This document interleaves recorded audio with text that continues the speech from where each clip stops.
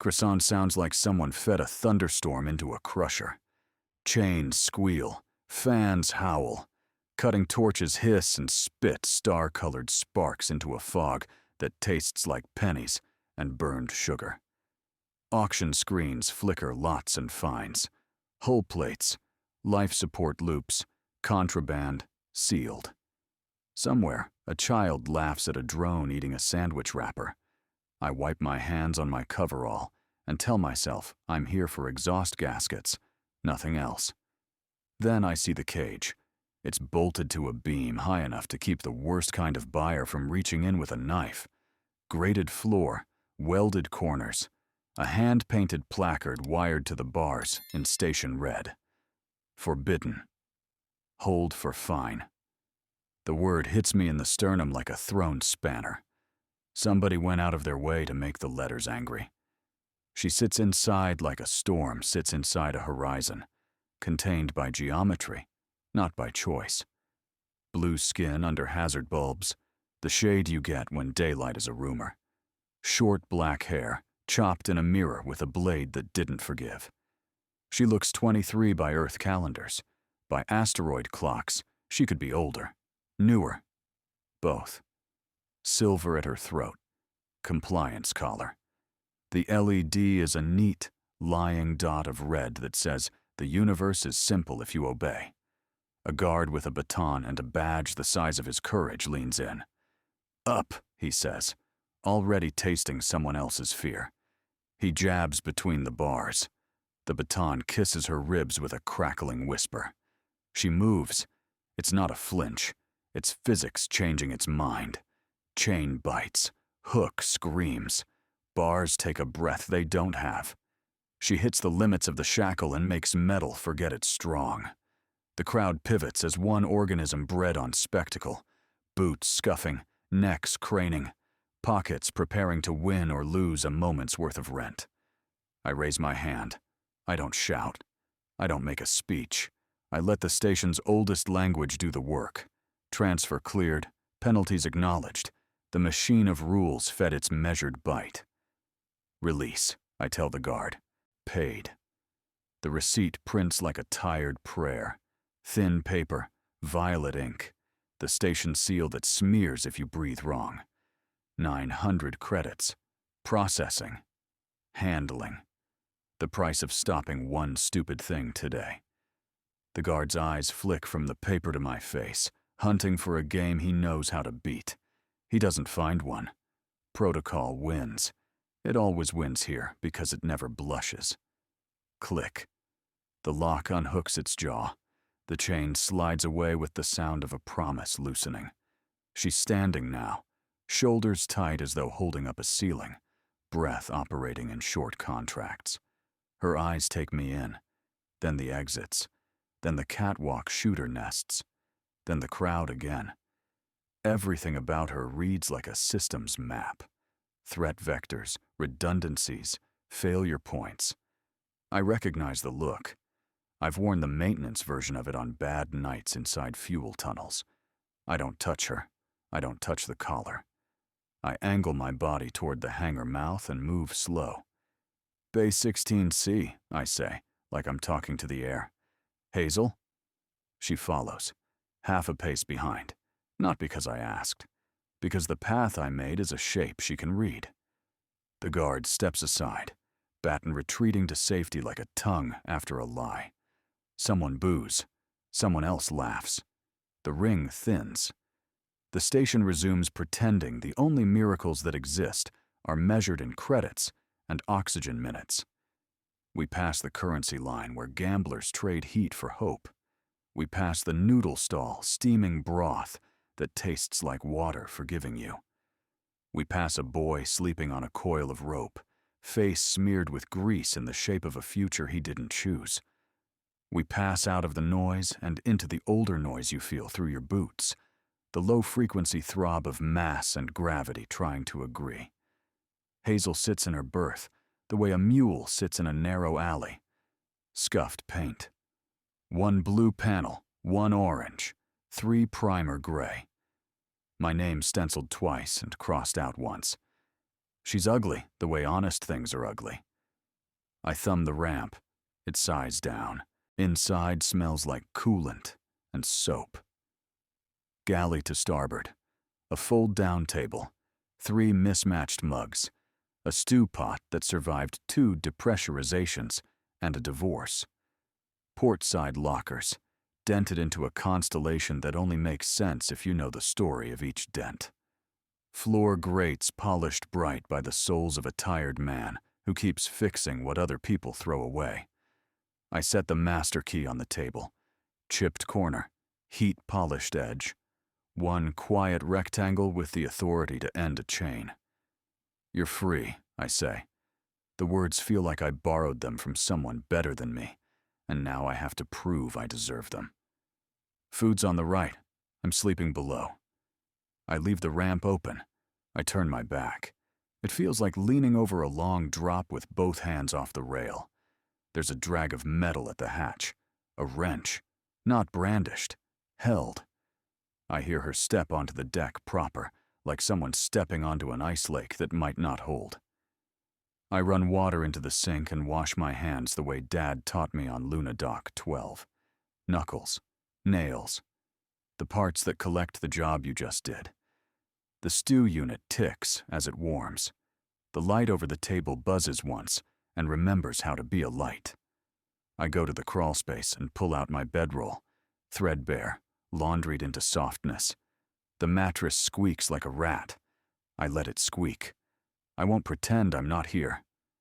At the edge of my sight, the collar LED pulses. Red, patient, confident in its ability to make choices for strangers. She doesn't run. She doesn't eat. She doesn't talk. She sits across from me and places the wrench on the table with surgeon-level precision. Her gaze stays on me like a diagnostic scan that never finishes. The blue of her skin shifts, where the galley light finds hills and valleys. Shoulder. Jaw. The notch below the throat where the collar hovers like a lie told by a lover. You have a name, I ask, soft enough that the question can refuse to land if it needs to. Her eyes cut to the ramp, to the open door, to the hangar, where men with paper and shock batons pretend that ownership is a science. Then back. A pause. Long enough for a pilot to regret a burn. Long enough for me to count my remaining credits twice and accept it both times. A nod. Barely a vector. Then, nothing. Stew's home belt, I say, gesturing to the warmer. Not station slurry. Beans. Some carrot. A thing that pretends to be meat and almost gets away with it. No movement. Just calculation. The kind that measures my pulse, my posture, the tremor in my fingers I get when an engine won't tell me what's wrong. I pour 2 bowls anyway. Set one near her. Take my own and don't touch it. Let the steam do small, good work. Let the ship breathe around us. Outside, someone drives a cargo tug too fast and scrapes the berth lip. A voice curses in 3 languages, and one of them is money. Overhead, the hangar panels flicker and recover. Crescent stumbles. Crescent keeps walking. She studies my hands. Grease stains ghosted into the creases. Cuts turned into pale threads. The map of what I've paid to keep other people's machines alive. Jack, I say. Jack Cole.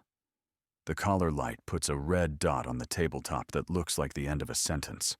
Her mouth moves a fraction like she's testing how words feel against teeth that have only known commands. The corner of her lip thinks about becoming a smile, and then turns back, shy of the edge. She doesn't blink. I wait. The stew cools. The ship ticks. My heartbeat gets bored of being loud. A breath. Then another. Then the tiniest nod that breaks something heavy without making a sound. I don't know if she's agreeing with my name, or with the idea of names at all. I don't push to find out. The ramp stays open. The air smells like stew and metal, and the end of a fight no one got to watch. My 900 credits are gone. The future is narrower by a meal a day for a month. I can live with that. I can live with worse. I lean back, palms open on the table.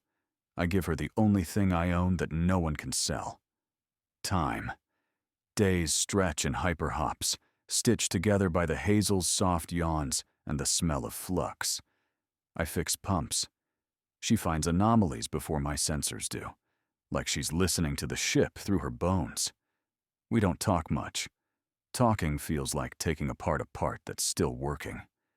Showers are a metered luxury out here, a red timer blinking over the stall like a judge.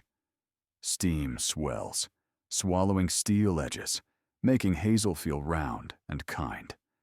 I step out one evening, towel at my waist, and nearly collide with her in the narrow corridor. Blue skin glistening, her hair wet, collar light as small red planet under fog. Brands trace her ribs, blocks of numbers like someone tried to barcode a thunderhead. The implants run from the base of her skull into the collar node. Neat ports, scar tissue like solder that cooled too fast. I turn away. Too late.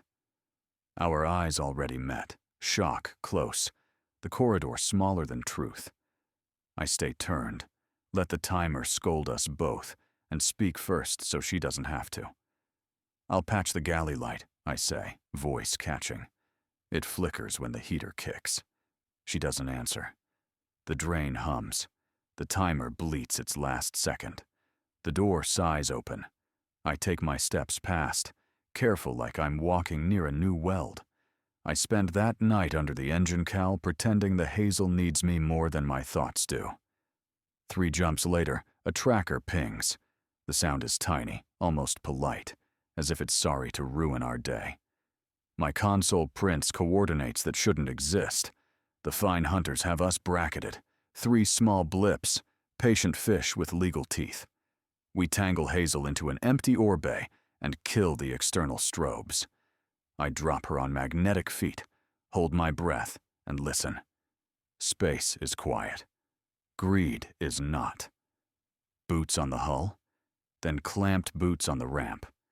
Then a knock that's not a knock, just the shape of authority pressed flat against a door.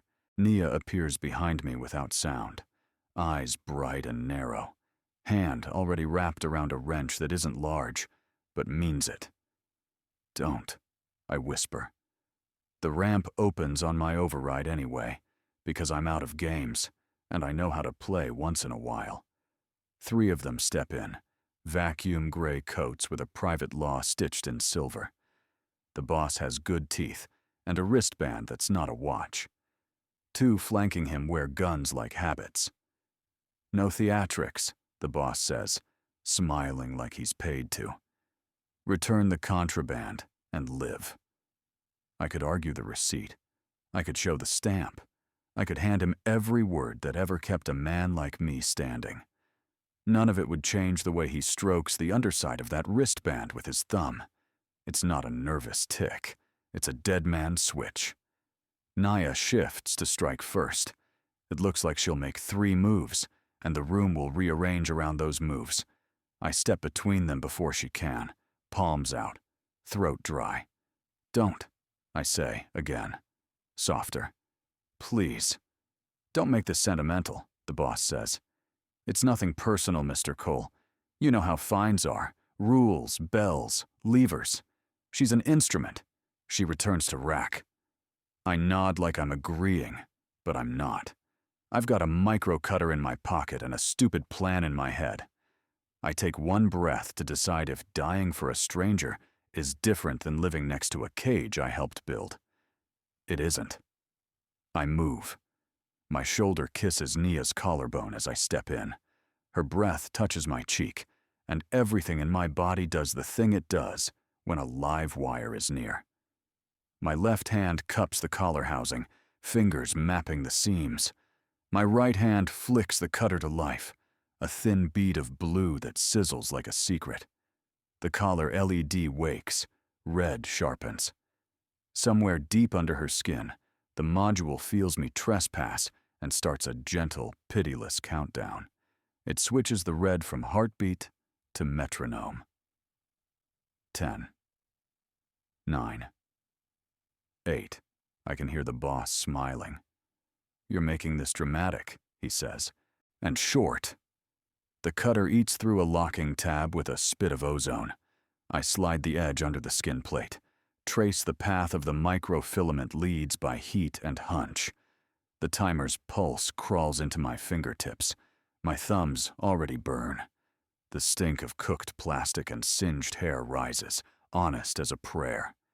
Naya's jaw is tight. Her hands are at her sides like she's been ordered not to move, like some old lesson is strangling a new instinct. Her eyes lock on mine because I told them to. Look at me, I say. It comes out steadier than I feel. Right here. Stay. Hazel hums under my knees like she's praying too. The flanking hunters glance at each other, confused by the absence of violence. It's harder to shoot a man who won't look at you, and a woman who's looking at one man like the world shrank to his face. I slide the magnetic probe under the skin, a sliver of tempered kindness. I feel the field bite and slide. The module chatters back, clicks and whispers in a dialect of cruelty. It tries to handshake. It tries to find mother. Heat licks my palm. Blisters wake like small, angry suns. My throat tastes metal. The boss raises his wrist a little higher, amused, as though timing a toast. Jack, Naya says, the word raw, new, beautiful. Stop. No, I say. We're not who they think we are. The probe finds the lead. The world narrows to a pressure the size of a pinhead, and the belief that I know where to push. My eyes water. Her breath hits my lips. Everything sparks. Click. Silence spreads like water over fire. The red stops. The collar's brain goes blind. I yank the module free, palm skin protesting, and pitch it into the open service well. It bounces off a coolant pipe and tumbles into the sump with a childlike plop. A small charge goes off there, deep in Hazel's belly, more insult than injury. The deck shivers. A curl of smoke rises. My ears ring with the memory of a louder life I almost had. We all stand there smelling ozone and wrong choices escaping.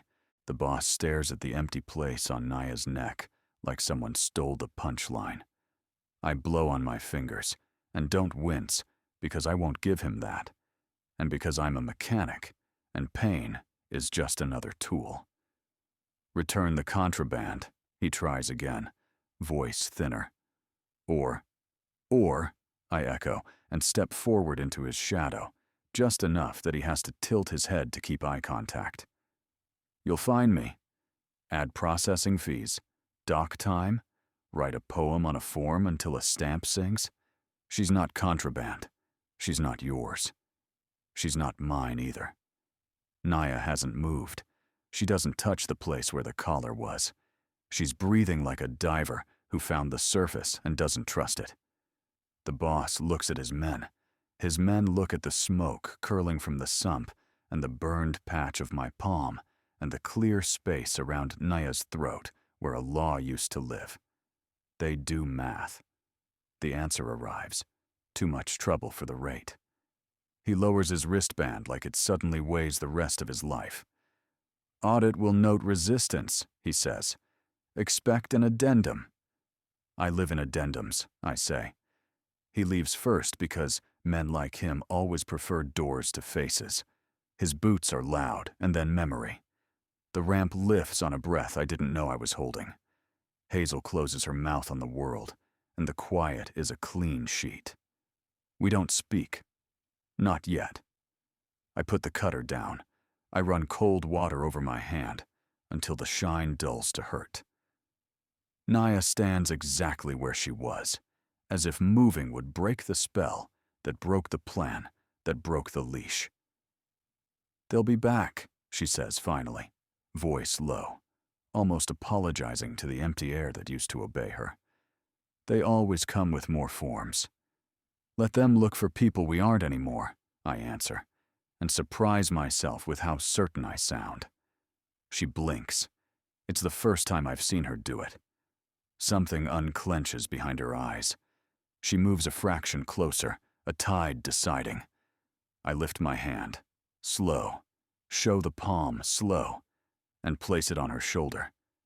Carefully, like the edge of thin glass that remembers every crack, but still holds water. Her skin is cooler than mine. The muscle under it is ready and exhausted at the same time. I don't squeeze. I just let the contact exist. A small, stubborn light in a ship that knows too many emergency strips. She inhales once, like it hurts to choose. Then the breath goes all the way in. The room changes shape. "Thank you," she says, and the words feel like a system reboot. "We should strip the ports," I say, because I don't know how to stand in a moment without a job in my hands. Seal the nerve leads. Dummy the footprint. Make her vanish from their catalog. Her? Naya's mouth softens the word. "Hazel," I say, and then nod toward her throat without touching. "And you, if you want," she thinks. It looks like compasses settling. "I want," she says. I pull the tools. She holds the light. We work. Smoke thins. Ozone fades. The hunters grow smaller in my mind and larger in the corridor of the future. And that seems correct. My palm stings. Her shoulders lower 1 quiet degree at a time. Outside, space does what it always does. Inside, we rewrite something small enough to fit in a hand and big enough to live in. Green Harbor looks like someone built a cathedral for fuel lines and then rented pews to gamblers. The approach beacons blink patient green in the dark, guiding us through traffic shaped like 1,000 small decisions. I steer Hazel in with the gentle touch that keeps old ships believing. Naya stands behind my chair, with her palm on the bulkhead, eyes half-lidded, listening. "Doc's spine's tired," she murmurs. Beat skips on the south truss. You can hear that. She lifts a shoulder. It's loud. We settle onto clamps with a sigh that feels mutual. I kill thrust, power down to service draw, and cue a birth timer that will find me if I pretend rest is free. Rust ghosts drift under the work lights. It smells like coolant and fried noodles, and the hopeful edge of almost enough. We're here for coils and a shroud patch. We're here because Hazel got nicked by ore dust so fine it acts like thought. We're here with exactly 260 credits in a folded pouch, rubber banded to my ID.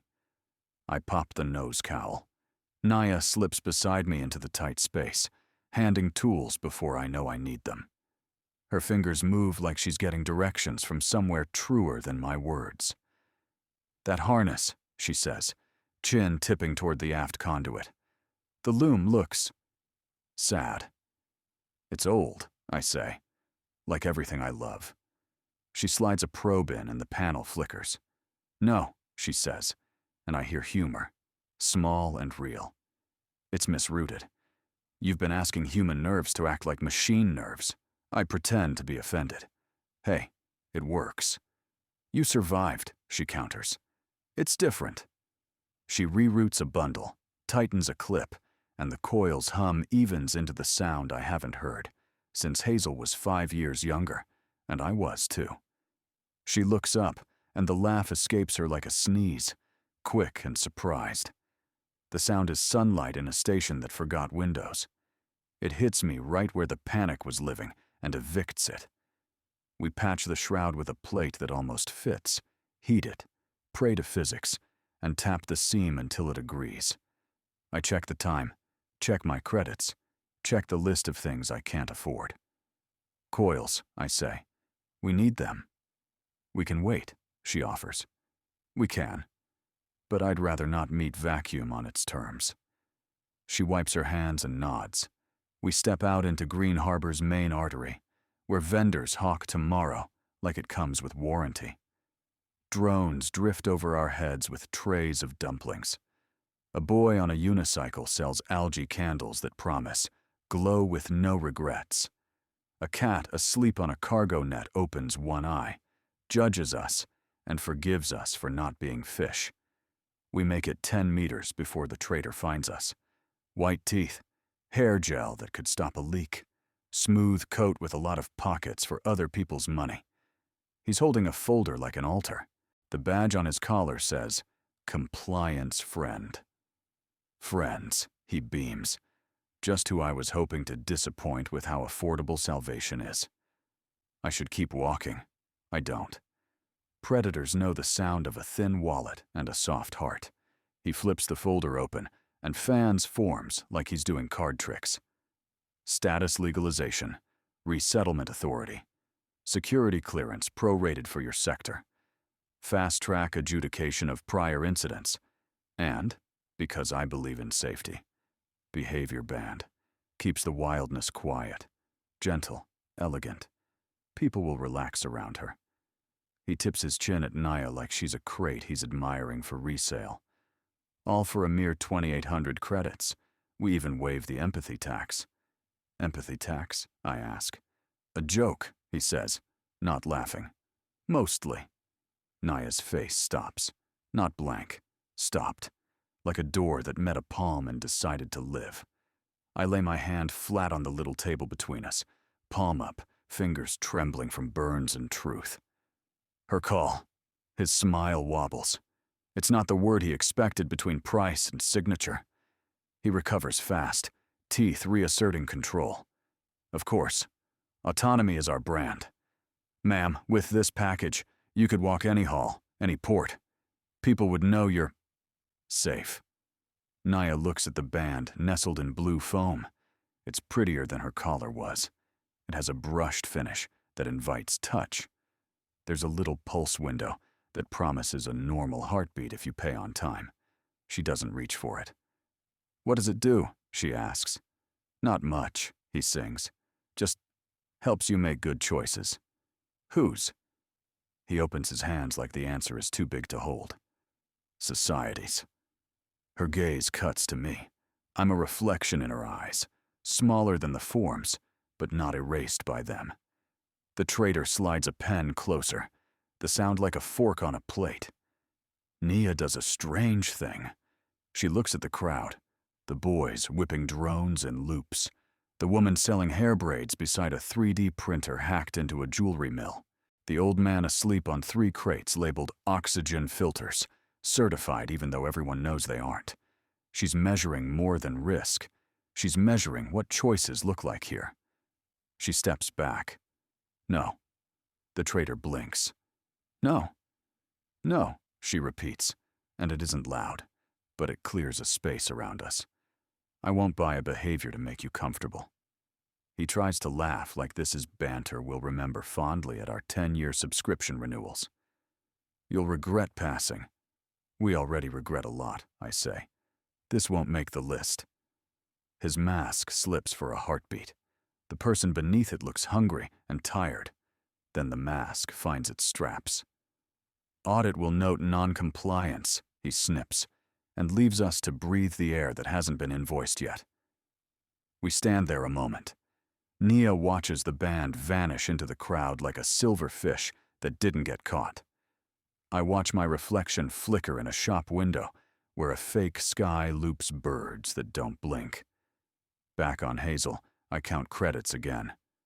260. Coils cost 400 if you like them to last. I move numbers around in my head until they make a picture I can live with. We'll do 2 jobs, I say. Maybe 3. Short hops. Honest cargo. She tilts her head in that way she does when mapping an invisible lattice. You always say honest. Does it pay? Less, I admit. But it lets you sleep. That's new, she says. Soft. We fix what we can fix. A cracked shroud. A misrouted loom. A hinge that squeals like it wants attention. We eat noodles standing up, leaning away from splashes.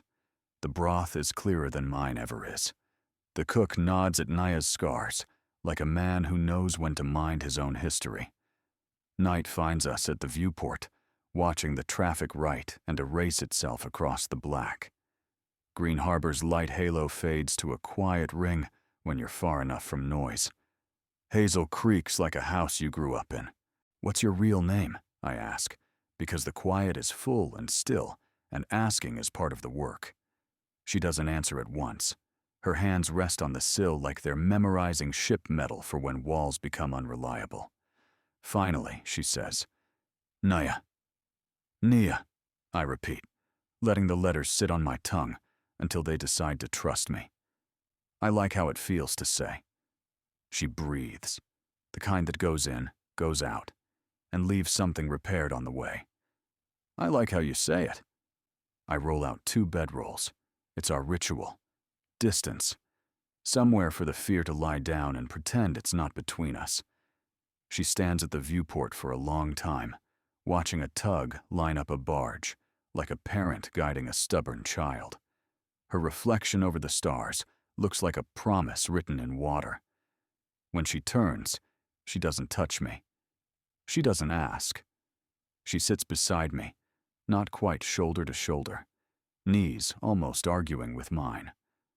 "I'm not paying a debt," she says, voice level, choosing each word like a tool from a clean drawer. "I'm choosing." All the air leaves the room and returns kinder. "Okay." "I'm staying," she says. "Not because you bought me time or threw sparks at a leash, because I want to see what I'm like when no one tells me what I am." My mouth can't hold a speech. That's fine. I'm a man who knows how to say thank you without ruining it. I set my hand on the edge of the blanket where hers already rests. Our fingers meet like strangers shaking hands and decide not to let go right away. Outside, traffic lines turn to dust and then to nothing. Inside, the heater clicks. The stew pot ticks as metal relaxes.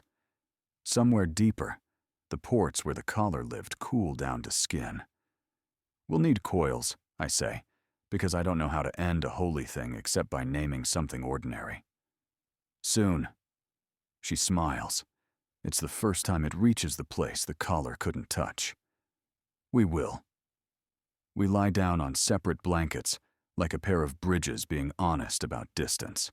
Between us, warmth makes a small climate and stays. I turn off the light. Darkness isn't empty. It's a room we haven't finished. "Good night, Nia," I say. She waits a heartbeat, recalibrating a word most people waste. "Good night, Jack." I sleep. Not the kind that throws you into a pit and forgets to fetch you. The kind where Hazel floats steady and the station hum suits itself to our pulse. Somewhere in the quiet, 2 empty coils wait for work and get it. Somewhere in the louder tomorrow, forms are printing our names wrong, and we will cross them out. For now, she stays, and that choice glows in the dark, like a gauge that finally reads true. Morales Station floats like a coin someone flipped and forgot to catch. Gray. Pitted. Honest about what vacuum does to pride. We drift into our berth with the confidence of people who can't afford mistakes. Hazel's clamps kiss the rail. The berth light blinks a tired amber that reads as "welcome" when you squint. Word gets around quicker than heat. By the second shift, we're the pair who work clean and quiet. By the third, there's a paper sign taped crooked above our hatch. Hazel repairs. Rates fair. Attitude polite. The handwriting is mine. The placement is not. Naya straightens it twice, and then lets it hang wrong like a flag that means we're here and imperfect. We take small jobs that pay in credits and favors. A survey skiff with a nervous O2 pump. A miner's suit that forgot how to read arm. A courier drone with a lisp in its fans. Naya hears faults the way musicians hear keys. I translate those notes into inch pounds and sealants. Engines leave us softer than they came. Afternoons smell like solder and tea. Nia hums sometimes. Not a song. A map. I keep a ledger that looks like a ladder with 2 rungs missing. 260 becomes 300, then dips, then grows. Coils remain a drawing in the corner of a page. We will get them. We will. The canteen is a tube of light and stainless steel, with a view of the fuel spire, if you know which reflection to chase. We sit at a table whose wobble I keep meaning to fix. Bowls of stew warming our hands. A mechanic in a coat older than Morales slides onto the bench beside me without asking. His breath smells like oil and honesty. His eyes have seen men squeeze hope until it turned into a fee. "Heard you took in that forbidden one," he says, keeping his voice low so only 3 tables can hear. "Careful, kid." I don't answer. I'm not a kid. I'm 29 with a back that pre-declares rain, and a history that keeps its own ledger. Naya sets her spoon down. Her posture shifts the way it does when she decides how a room will feel about truth. She stands. She steps around me, not protective, not hiding. Present. She places a receipt on the table. Station Violet. Proper stamp. It reads, "Fine paid. Individual free." "Not forbidden," she says. The words are measured, calm, designed to hold their shape when someone throws heat. Chosen. Not wild. Disciplined. The old mechanic studies the paper like it's a diagram for breathing. His jaw works. He nods to me, then to her, then to the aching gray of everything. "Didn't say you weren't," he mutters, but the edge is gone. He coughs himself out of the booth and retreats to a corner where men repair their opinions in private. Naya doesn't watch him go. She brushes her fingers across my knuckles as she sits, brief as a comet, untheatrical. Not ownership, not a broadcast, just a quiet marker of us, placed where only we need it. We eat. We don't explain. People decide what we are, and the station adds those decisions to the list it recycles in case of emergency. Back at Hazel, clients wait on boxes, practicing the look of patience money buys. A woman with a freighter tag holds a baby who bites the fabric sling and wins. Her thruster has a vibration at 3,200 RPM. We kill it with balance and luck. A man with a mining laser that hiccups at 7% learns he's been feeding it. Grief. Naya changes the filter that sneaks heat into sorrow, and the beam steadies. We earn credits. We earn a rumor we can spend later. At shift change, dock lights dim to the color of old apricots. The emergency strip along the bulkhead glows a softer white that makes metal look like bone under skin.